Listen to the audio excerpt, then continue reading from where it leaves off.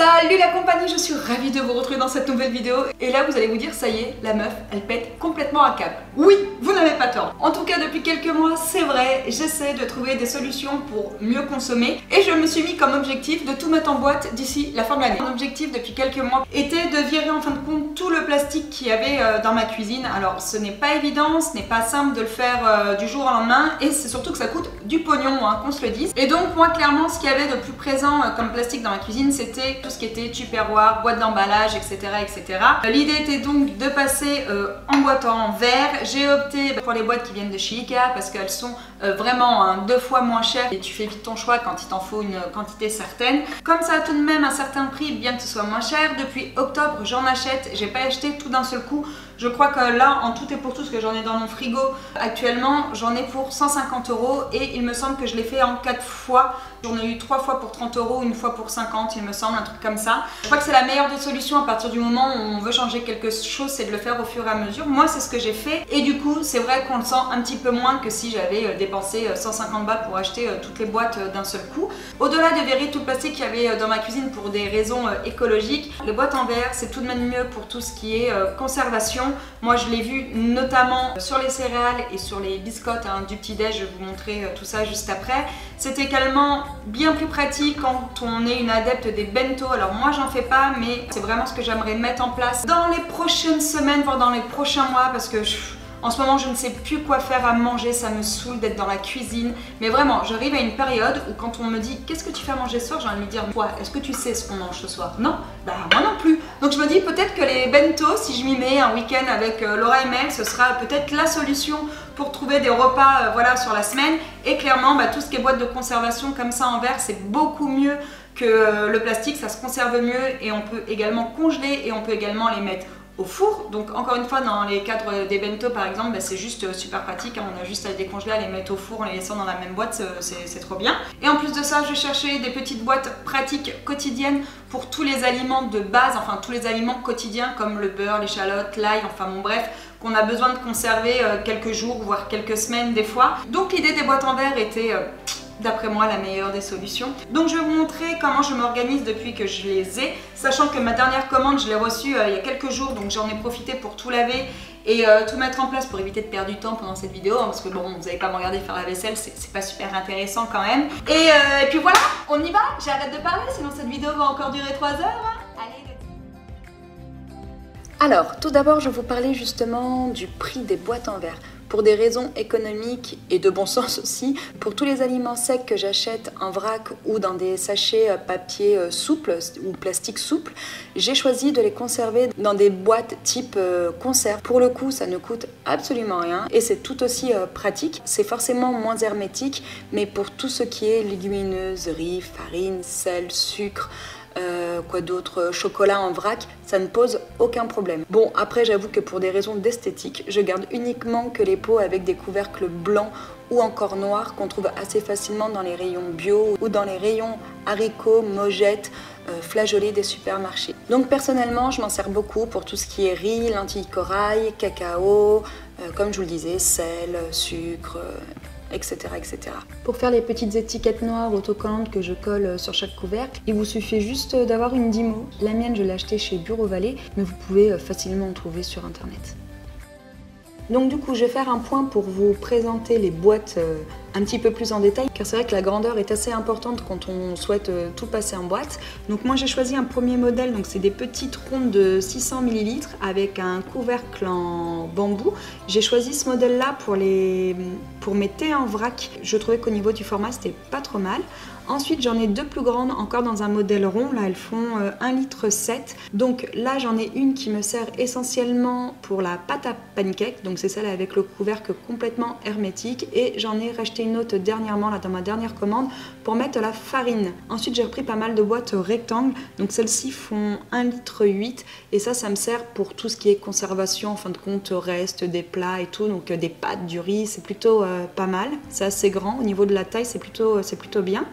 Ensuite, j'ai repris une grande ronde. Celle-ci, c'est la plus grande. Elle fait 3,3 litres. Je m'en sers pour mettre les céréales. Vous allez voir, c'est juste nickel. J'ai également pris des carrés assez hautes. Donc, celle-ci fait 1,2 litre. Donc ça, c'est pareil. C'est pratique pour tout ce qui est reste des repas. Ensuite, j'ai des petites carrés basses comme ça. Celles-ci, moi, je les trouve hyper pratiques parce que au niveau du contenu, elles sont pas très grandes et moi, je m'en sers notamment en tant que beurrier. Vous allez voir, c'est pas mal. Ensuite, j'ai également pris des petites rondes, mais pour le coup, là, qui sont basses, donc elles font 400 ml. Et là, je m'en sers pour conserver des aliments quotidiens comme le fromage, les oignons, les échalotes. Et ensuite, il y a ce modèle rectangle qui est d'après moi un des modèles les plus pratiques, je trouve, parce qu'il est ni trop grand ni trop petit. Donc celle-ci fait 1 litre pile poil. Et là, celle-ci, je m'en sers vraiment pour plein de choses, notamment pour conserver la viande. Comme je vous le disais, maintenant, depuis quelques mois, je garde tous les bocaux en verre d'une certaine taille. Il faut quand même qu'ils soient assez grands.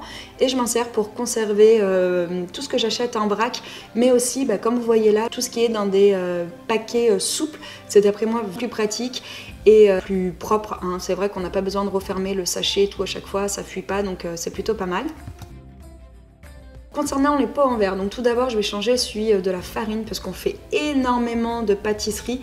Donc celui que j'avais était tout petit et c'est vrai qu'on le vidait quasiment 3-4 fois par semaine. Donc là on s'est dit bon, on va en prendre un plus grand, ça me permet quand même de mettre quasiment 3 paquets. Donc ça c'est plutôt cool. J'ai encore ma petite cuillère en plastique que j'aimerais changer, il faudrait que j'en trouve une cuillère dosette comme ça, c'est vraiment bien. Il faut qu'elle soit assez grande pour la farine. Ensuite, c'est ce que je vous disais dans le modèle carré qui fait 600 ml, je m'en sers de beurrier. C'est juste trop pratique. On peut mettre facile 2 morceaux de beurre. Bon, après, tout dépend de la taille de votre beurre. Mais voilà, ça reste complètement hermétique. Donc ça, c'est cool. Les petites rondes de 400 ml me servent beaucoup pour tout ce qui est oignons, échalotes, quand j'en coupe un et qu'il m'en reste. Mais je m'en sers aussi pour la sauce également, enfin pour toutes ces petites choses comme ça. La boîte rectangle d'1 litre que je vous dis que je trouve super pratique, je m'en sers pour vider maintenant désormais tous mes pots de gruyère. Donc là pareil, c'est totalement hermétique et ça me permet quand même une conservation un petit peu plus longue que quand je la laisse dans le plastique. Je fais également maintenant la même chose pour le parmesan à chaque fois. Et puis je vous avouerai que les filles trouvent ça bien plus pratique que quand c'est dans les sachets. En plus de ça, moi je trouve ça beaucoup plus propre. Celle-ci, je ne vous l'avais pas présentée juste avant étant donné qu'elle était dans mon tiroir. Donc ça, c'est une des plus grandes dans son format rectangle. Elle est super pratique parce qu'elle fait 3 litres 100 il me semble. Et moi, je mets mes biscottes maintenant dedans tout le temps. Et ça permet vraiment, mais vraiment, là, c'est là qu'on voit la différence. Ça m'a vraiment permis de les conserver, même une fois qu'elles étaient déplastifiées, on va dire. Une fois que le paquet était ouvert, ça ne bouge absolument pas. Dans le format rectangle d'1 litre, je conserve maintenant la viande. La plupart du temps, quand je sors du magasin, soit je retire la viande de son sachet en papier, ou alors quand je les achète en barquettes comme là, des barquettes, et je les conserve maintenant systématiquement dans les boîtes en verre, puisque la plupart du temps je divise le paquet en 2 et j'en congèle pour la fin de la semaine. On a beaucoup diminué notre consommation de viande, donc c'est vrai qu'on essaie, quand on achète 800 grammes ou 1 kg, on essaie de le diviser en 2 pour la semaine. Et avec les boîtes en verre, je vous avouerai qu'au niveau conservation, on s'en sort mieux qu'avant. Là, je vous montre vite fait en fin de compte ce que j'ai dans mon frigo. Donc ça, c'est la petite carrée assez haute. Et là, on a la carrée basse. Donc vous voyez, on en met quand même pas mal. Comme je vous disais, je vais utiliser les rondes en 60 ml pour la conservation du thé en vrac. Vous allez voir, c'est trop pratique et depuis le temps que je voulais faire, j'étais bien contente d'avoir trouvé un système sympa d'un point de vue conservation et surtout d'un point de vue rangement, parce que les sachets de thé comme ça, c'est vraiment pas pratique en termes de rangement, ça tombe tout le temps, ça tient pas. Donc là, j'étais plutôt satisfaite et même pour se servir, en fin de compte, c'est beaucoup plus pratique que dans ces fameux sachets en papier. Pour me souvenir de quel thé il s'agit, je vais bien sûr mettre des petites étiquettes. Hein, je mets des étiquettes partout, oui, je sais.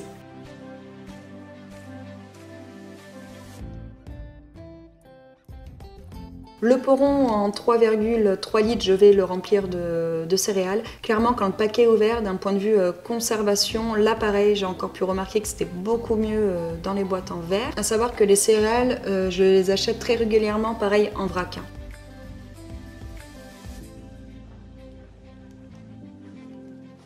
Et ensuite, je vais passer la pâte à pancake dans son petit récipient. Que là, on n'a fait qu'une dose, je crois qu'une quantité. Mais généralement, on double la recette pour en avoir pour un peu plus de la semaine.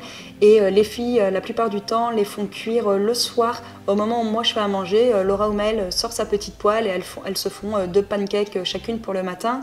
Il faut savoir qu'on a beaucoup changé notre mode d'alimentation du petit déjeuner. Donc si vous voulez que je vous en fasse une vidéo, n'hésitez pas à me le dire. Mais on essaie vraiment depuis quasiment 2 ans maintenant de faire tout soi-même. De toute manière, si vous le voyez sur Instagram, souvent vous voyez les filles en train de faire des gâteaux. Et ben voilà, c'est soit pour le petit déj ou soit pour le goûter, mais on a quasiment enlevé tout ce qui était industriel. N'hésitez pas à me dire si vous voulez une vidéo sur ce sujet, je vous la ferai avec plaisir. Donc voilà, vous avez pu voir la majorité des aliments quotidiens que je mets en pot quasiment quotidiennement maintenant depuis quelques mois, et je vous avouerai qu'on a vu un réel changement d'un point de vue conservation. On conserve beaucoup mieux les aliments ainsi. On fait par le fait aussi moins de pertes, mais aussi d'un point de vue rangement, c'est tellement plus pratique. Alors encore une fois, ça a un prix, donc n'hésitez pas à garder également vos bocaux en verre, hein. C'est juste top pour conserver également la plupart des aliments. Après, pour certains, c'est vrai que c'est un petit peu plus difficile, comme les céréales, le thé. C'est vrai que le thé, il faut trouver des pots un petit peu moins hauts pour que ce soit plus facile, mais dans l'ensemble, ça reste aussi une bonne solution. Je vous montre quand même vite fait ce que ça donne dans les placards. Donc là, on a le frigo. Donc c'est vrai que tout de suite, ça a un côté un petit peu plus rangé. Je mets la pâte à pancake dans le tiroir à légumes parce que forcément, la boîte est trop haute et ça ne rentre pas. Du coup, j'ai passé mes thés en vrac sur la petite étagère à café, juste au-dessus de la théière. Comme ça, elles ont leur place. Et là, vous avez le tiroir à petit-déj qui est par le fait beaucoup plus propre qu'avant. Parce que je vous avouerai qu'entre les céréales, les biscottes, les gâteaux des filles, il y avait toujours 2-3 miettes. Enfin 2-3 miettes, je suis gentille, mais il y avait toujours pas mal de miettes qui traînaient. Donc c'est vrai que d'un point de vue, c'est ce que je vous disais, d'un point de vue rangement, c'est quand même bien mieux. Et voilà, cette vidéo touche à sa fin. J'espère qu'elle vous aura plu et qu'elle vous aura donné à vous aussi envie de changer quelques trucs et se diriger vers des trucs un petit peu plus écolo, mais surtout mieux d'un point de vue conso. Comme d'hab, n'hésitez pas si vous avez des questions. Je vous mets les liens en barre d'infos si vous voulez jeter un petit coup d'œil sur ces fameuses boîtes en verre. Je vous dis, j'ai regardé un petit peu partout. J'aurais préféré les acheter ailleurs que chez Ikea pour être honnête, mais je crois que niveau rapport qualité-prix, c'était clairement ce qu'il y avait de mieux. Donc je vous mets tout en barre d'infos si vous voulez jeter un petit coup d'œil. J'espère que cette vidéo vous aura plu. Je vous souhaite une excellente journée et je vous dis à bientôt. Ciao!